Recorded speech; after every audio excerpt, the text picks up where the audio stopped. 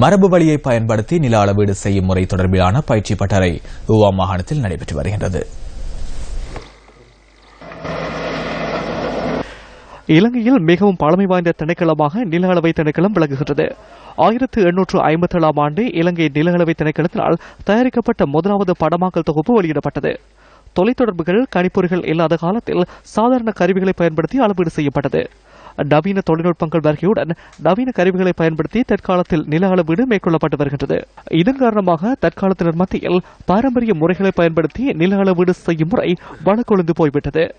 இதனை நிவர்த்தி செய்யும் நோக்கில் பாரம்பரிய முறைகளை பயன்படுத்தி நில அளவீடு செய்யும் பயிற்சி பட்டறை ஊவா மாகாணத்தில் இடம்பெற்றது. பல்கலைக்கழகங்களில் இருந்து தெரிவு செய்யப்பட்ட சுமார் 75 மாணவர்கள் இந்த பயிற்சி பட்டறையில் கலந்து கொண்டனர்.